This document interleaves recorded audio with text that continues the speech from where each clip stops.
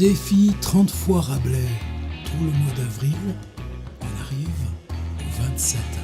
Voyant la misère et calamité du peuple, plus avant entrer ne voulûmes, seulement pour prendre de l'eau bénite et à Dieu nous recommander, entrâmes dedans une petite chapelle près le Havre, ruinée, désolée et découverte, comme est à Rome le temple de Saint-Pierre.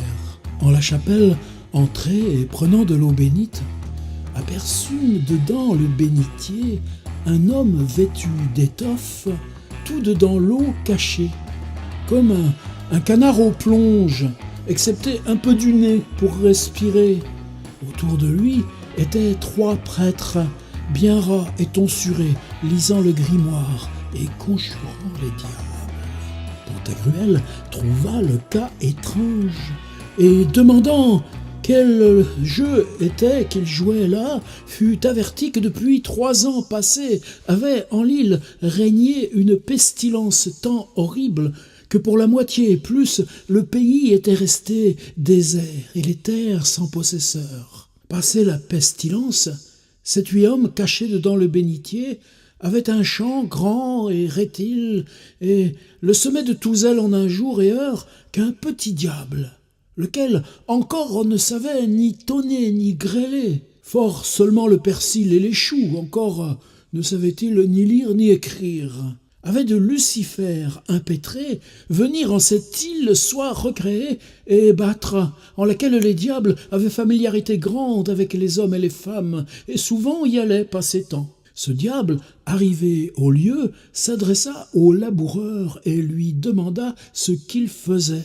Le pauvre homme lui répondit qu'il semait 7-8 champs de tout zèle pour soit aider à vivre l'an suivant. « Voir mais, dit le diable, ce champ n'est pas tien, il est à moi et m'appartient, car depuis l'heure et le temps qu'au pape vous fîtes la figue, on est dans l'île des papes figues, tout ce pays nous fut adjugé, proscrit et abandonné.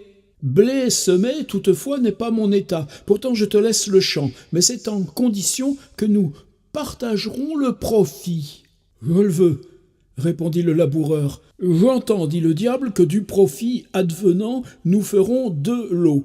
L'un sera ce qui croîtra sur terre, l'autre ce que en terre.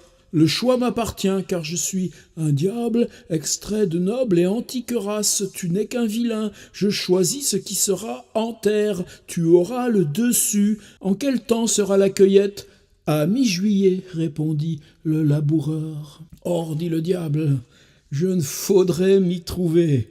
Fais au reste comme est ton devoir. Travaille, vilain, travaille. Je vais tenter du gaillard péché de luxure, les nobles nonins de petits secs, les cagots et brissots aussi. De leur vouloir, je ne suis que plus assuré. Oh, joindre sera le combat. » La mi-juillet venue, le diable se représenta au lieu accompagné d'un escadron de petits diabletaux de cœur. Là, rencontrant le laboureur, lui dit « Et puis, vilain, comment t'es-tu porté depuis ma départie ? Faire ici convient, nos partages. » »« C'est, répondit le laboureur, raison. » Lors commença le laboureur avec ses gens seyer le blé. Les petits diables de même tiraient le chaume de terre. Le laboureur battit son blé en l'air, le vendit, le mit en poche, le porta au marché pour vendre. Les diabletaux firent de même, et au marché, près du laboureur, pour leur chaume vendre, s'assirent. Le laboureur vendit très bien son blé, et de l'argent emplit un vieux demi-brodequin, lequel il portait à sa ceinture. Les diables ne vendirent rien. Ainsi, au contraire, les paysans, en plein marché, se moquaient d'eux. Le marché clos, dit le diable au laboureur, « Vilain, tu me as cette fois trompé, l'autre tu ne me tromperas. » « Monsieur le diable, répondit le laboureur, comment vous aurais-je trompé, qui premier avait choisi ? Vrai est qu'en 7-8 choix me pensiez trompé, espérant rien hors terre ne hissir pour ma part, et dessous terre trouver entier le grain que j'avais semé, pour celui tenter les gens souffreteux, cagots ou avares, et pure tentation les faire en vos lacs trébucher. Mais vous étiez bien jeune au métier, le grain que voyez en terre est mort et corrompu. La corruption, dit celui, a été génération de l'autre que m'avait vu vendre. Ainsi, choisissiez-vous le pire, c'est pourquoi êtes-vous maudit de l'Évangile. Ah, laissons, dit le diable, ce propos, de quoi cette année séquente pourras-tu notre champ semer ? Pour profit, répondit laboureur de bon ménage, le conviendrait semer de raves. Oh, dit le diable, tu es vilain de bien, sème rave, et à force je les garderai de la tempête et ne grêlerai dessus. Mais entends bien, je retiens pour mon partage ce que sera dessus terre, tu auras le dessous. Travaille, vilain, travaille, je vais tenter les hérétiques. Ce sont âmes friandes en carbonade de monsieur Lucifer à sa colique. Celui sera une gorge chaude.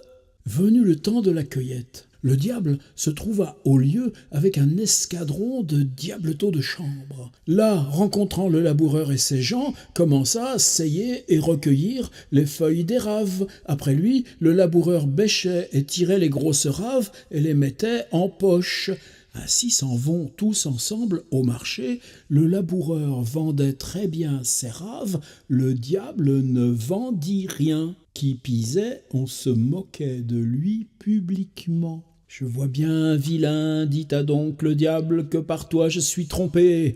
Je veux faire fin du champ entre toi et moi. Ce sera en tel pacte que nous entregratterons l'un l'autre, et qui de nous premier se rendra, quittera sa part du champ. Il entier demeurera au vainqueur, la journée sera à huitaine. Va, vilain, je te gratterai en diable. Je allais te tenter. » Les pillards, chicanous, déguiseurs de procès, notaires faussaires, avocats prévaricateurs, mais ils m'ont fait dire par un truchement qu'ils étaient tous à moi déjà. Aussi bien se fâche Lucifer de leurs âmes et les renvoie ordinairement au diable souillard de cuisine, sinon quand elles sont saupoudrées. Le laboureur, retournant en sa maison, était triste et pensif. Sa femme, tel le voyant, cuidait qu'on l'eût au marché dérobé. Mais entendant la cause de sa mélancolie, voyant aussi la bourse pleine d'argent, doucement le réconforta et l'assura que de cette gratelle mal aucun ne lui adviendrait, seulement que sût elle, il eut à se poser et se reposer. Elle avait déjà pour penser bonne issue. Pour le pis, disait le laboureur, je n'en aurais qu'une estraçade, je me rendrai au premier coup et lui quitterai le champ. Rien, rien, dit la vieille. Posez-vous sur moi et reposez, laissez-moi faire. Vous m'avez dit que c'est un petit diable. Je vous le ferai rendre, et le champ nous demeurera. Si c'eût été un grand diable, il y eût eu à penser. Le jour de l'assignation était l'heure quand l'île nous arrivâmes. À la bonne heure du matin, le laboureur s'était très bien confessé, avait communié comme bon catholique, et par le conseil du curé, s'était aux plonges cachées dedans le bénitier en l'état que l'avions trouvé. Sur l'instant qu'on nous raconta cette histoire, hûmes avertissement que la vieille avait trompé le diable et gagné le champ. La manière fut telle. Le diable vint à la porte du laboureur, et sonnant, s'écria « Oh, vilain, vilain, xassa, à belle griffe !» Puis entrant en la maison, galant et bien délibéré, n'y trouvant le laboureur, advisa sa femme en terre, pleurante et lamentante. « Qu'est-ce ci ?» demanda le diable. « Où est-il? Que fait-il ?»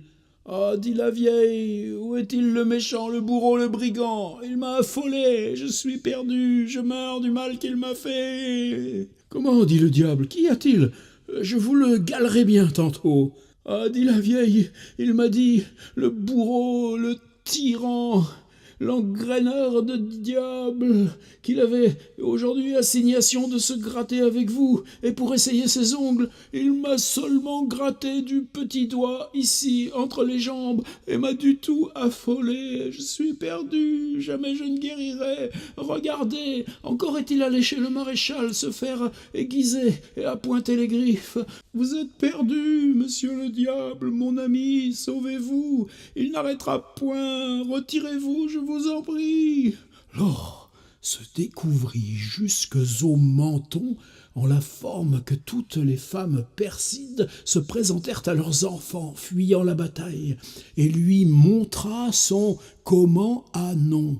Le diable, voyant l'énorme solution de continuité en toute dimension, s'écria « Mahon, Démiurgon, Mégère, Electo, Perséphone, il ne me tient pas, je m'en vais bel air, cela, je lui quitte le champ !» Entendant la catastrophe et fin de l'histoire, nous retirâmes en notre nauf. Et là ne fîmes autre séjour. Pantagruel donna au tronc de la fabrique de l'église 18 000 bras, etc. C'est assez bizarre d'ailleurs, comme ils sont généreux avec le tronc de l'église, que dans le premier livre de Pantagruel, on allait faucher un par un, n'est-ce pas, Panurge? Voilà, ce chapitre qui est à la toute fin du quart-livre, le 45, une suite de 3 petits chapitres, le diable et le laboureur, là encore un apologue traditionnel des campagnes poitevines ou d'ailleurs. Le diable et le laboureur, ce qu'il y a dessus la terre, ce qu'il y a dessous, ce petit passage extraordinaire sur le grain qui se corrompt et génère d'autres grains. C'est des choses nouvelles encore pour l'époque, cette manière de dire et d'avancer, la corruption naturelle, que dans la mort vient la vie. Et puis surtout ce tableau de la pauvreté ordinaire, cette subsistance minimum, mais avec le marché pour l'échange, et puis la peine des jours. Ah ça, vilain travail, et puis l'assolement triennal, et puis qu'une année on vend ses raves et ses choux, et que l'autre année on vendra ses grains d'avoine, blé ou luzerne. Et puis en même temps, la langue française qui commence enfin de prendre ses aises, c'est-à-dire un narrateur intercalé, le personnage, le dialogue entre le laboureur, le petit diable, le contexte qui est que le navigateur arrive ici, mais il voit directement le laboureur, donc effet de réel, mais il est plongé juste avec le nez qui dépasse l'eau bénite.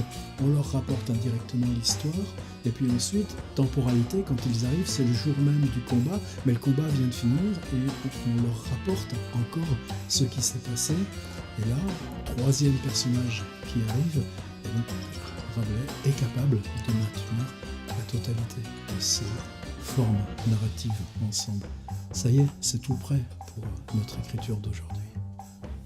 Demain le 28.